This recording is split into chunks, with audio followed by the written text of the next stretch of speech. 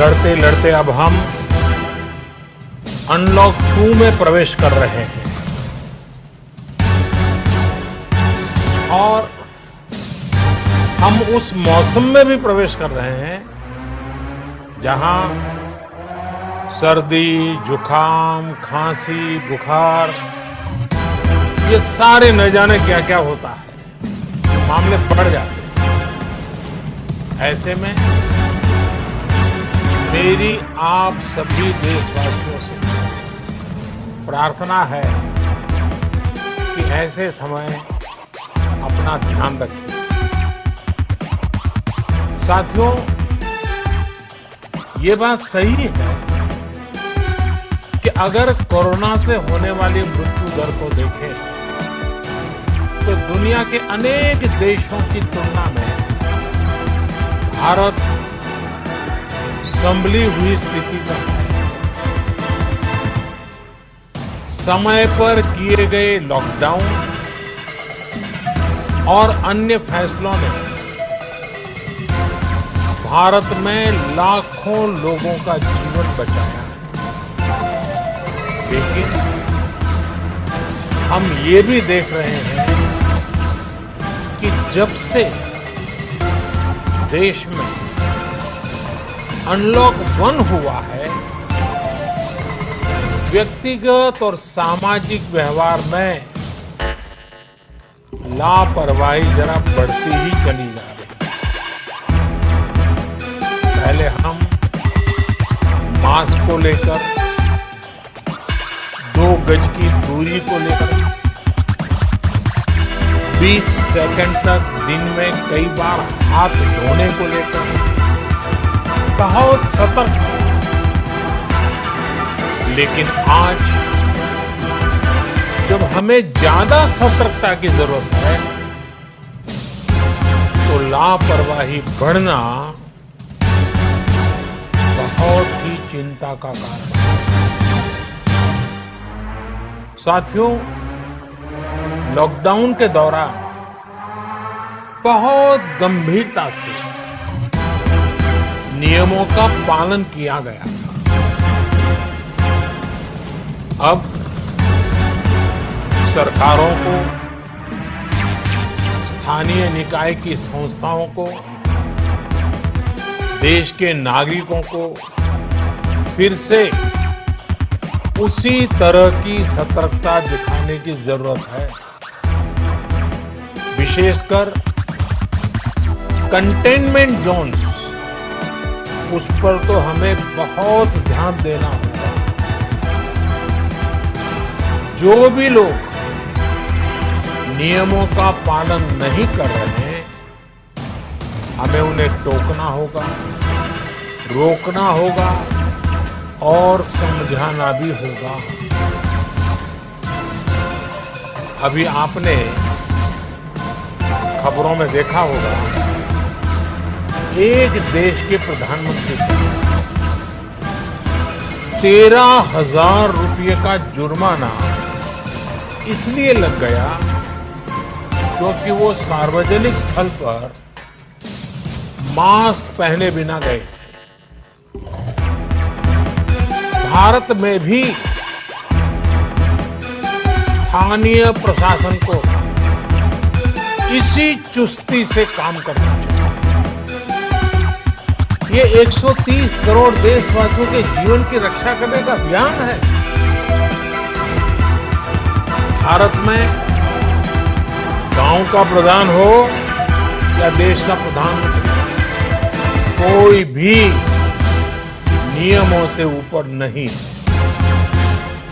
साथियों, लॉकडाउन के दौरान देश की सर्वोच्च प्राथमिकता रही ऐसी स्थिति न आए कि किसी गरीब के घर में चूल्हा न जले। केंद्र सरकार हो,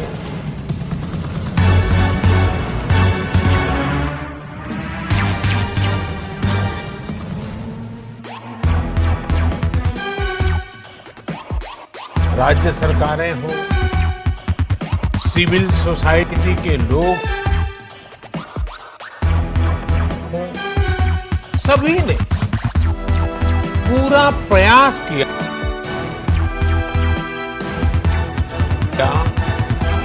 कि इतने बड़े देश में हमारा कोई गरीब भाई बहन भूखा न सोए। देश हो या व्यक्ति, समय पर फैसले लेने से, संवेदनशीलता से फैसले लेने से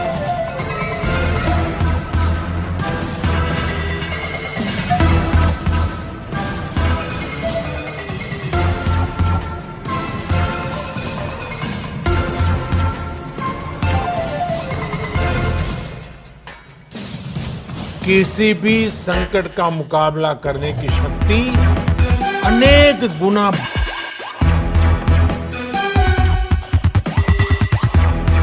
बढ़ जाती है। इसलिए लॉकडाउन होते ही सरकार प्रधानमंत्री गरीब कल्याण योजना लेकर इस योजना के तहत गरीबों के लिए 2.25 लाख करोड़ रुपए का पैकेज दिया गया। साथियों, बीते 3 महीनों में 20 करोड़ गरीब परिवारों के जनधन खातों में सीधे 31,000 करोड़ रुपया जमा करवाए गए। इस दौरान 9 करोड़ से अधिक किसानों के बैंक खातों में 18,000 करोड़ रुपए जमा हुए। इसके साथ ही गांवों में श्रमिकों को रोजगार देने के लिए प्रधानमंत्री गरीब कल्याण रोजगार अभियान तेज गति से आरंभ कर दिया गया। इस पर सरकार 50,000 करोड़ रुपए खर्च कर रही है। लेकिन साथियों, एक और बड़ी बात है जिसने दुनिया को भी हैरान किया, आश्चर्य में डुबो दिया, वो ये कि कोरोना से लड़ते हुए भारत में 80 करोड़ से ज्यादा लोगों को 3 महीने का राशन, यानी परिवार के हर सदस्य को 5 किलो गेहूं या चावल मुफ्त दिया है। इसके अतिरिक्त प्रत्येक परिवार हर महीने 1 किलो दाल भी मुफ्त दी गई। यानी एक तरह से देखें तो अमेरिका की कुल जनसंख्या से 2.5 गुना अधिक लोगों को, ब्रिटेन की जनसंख्या से 12 गुना अधिक लोगों को और यूरोपियन यूनियन की आबादी से लगभग 2 गुने से ज्यादा लोगों को हमारी सरकार ने मुफ्त अनाज दिया है। साथियों, आज मैं इसी से जुड़ी एक महत्वपूर्ण घोषणा करने जा रहा हूं। साथियों, हमारे यहां वर्षा ऋतु के दौरान और उसके बाद मुख्य तौर पर कृषि क्षेत्र में, एग्रीकल्चर सेक्टर में ही ज्यादा काम होता है। अन्य दूसरे सेक्टरों में थोड़ी सुस्ती रहती है।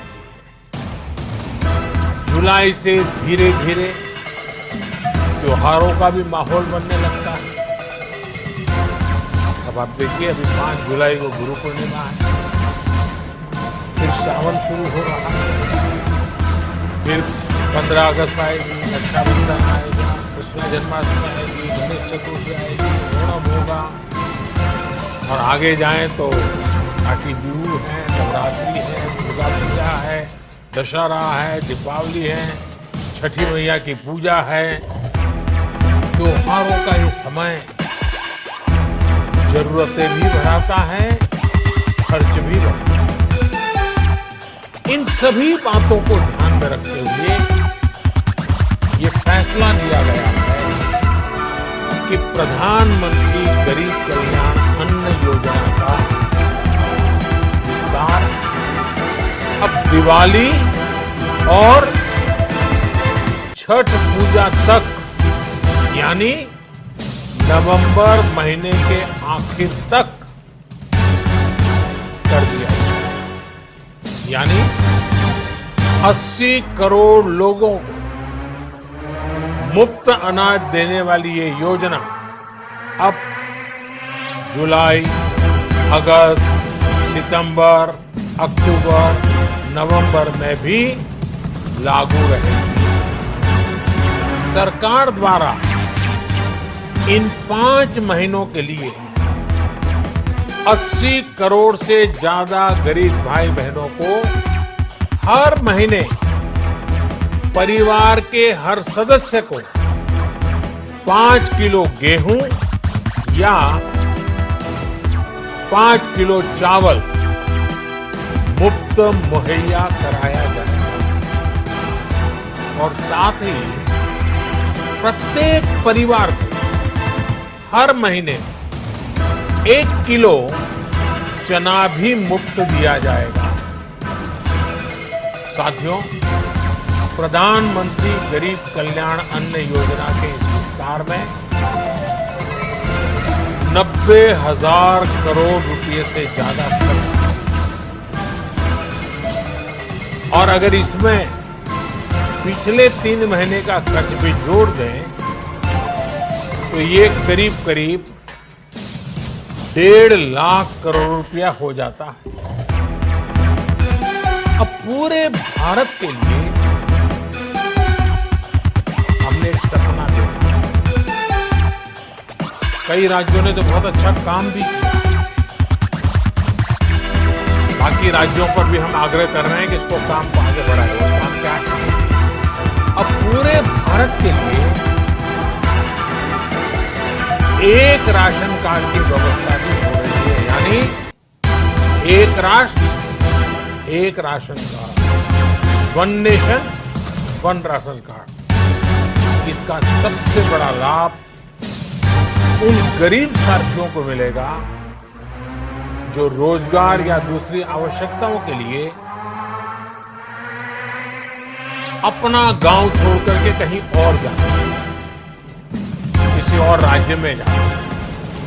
साथियों, आज गरीब को, जरूरतमंद को सरकार अगर मुफ्त अनाज दे पा रही है तो इसका श्रेय प्रमुख रूप से 2 वर्गों को जाता है। पहला, हमारे देश के मेहनती किसान, हमारे अन्नदेवता, और दूसरा हमारे देश के ईमानदार टैक्स पेयर। आपका परिश्रम, आपका समर्पण ही जिसकी वजह से देश ये मदद कर पा रहा है। आपने देश का अन्न भंडार भरा है, इसलिए आज गरीब का, श्रमिक का चूल्हा जल रहा है। आपने ईमानदारी से टैक्स भरा है, अपना दायित्व निभाया है, इसलिए आज देश का गरीब इतने बड़े संकट से मुकाबला कर पा रहा है। मैं आज हर गरीब के साथ ही देश के हर किसान, हर टैक्स पेयर का हृदय से बहुत बहुत अभिनंदन करता हूं, उन्हें नमन करता हूं। आने वाले समय में हम अपने प्रयासों को और तेज करेंगे। हम गरीब, पीड़ित, शोषित, वंचित हर किसी को सशक्त करने के लिए निरंतर काम करेंगे। हम सारी एहतियात बरतते हुए इकोनॉमिक एक्टिविटीज को और आगे बढ़ाएंगे। हम आत्मनिर्भर भारत के लिए दिन रात एक करेंगे। हम सब लोकल के लिए वोकल होंगे। इसी संकल्प के साथ हम 130 करोड़ देशवासियों को मिलजुल करके संकल्प के साथ काम भी करना है, आगे भी बढ़ना है। फिर से एक बार मैं आप सबसे प्रार्थना करता हूं, आपके लिए भी प्रार्थना करता हूं, आपसे आग्रह भी करता हूं, आप सभी स्वस्थ रहिए, 2 गज की दूरी का पालन करते रहिए, गमछा, फेस कवर, मास्क ये हमेशा उपयोग कीजिए। कोई लापरवाही मत बरतिए। इसी आग्रह, इसी कामना के साथ मैं आप सभी को बहुत बहुत शुभकामनाएं देता हूं। धन्यवाद।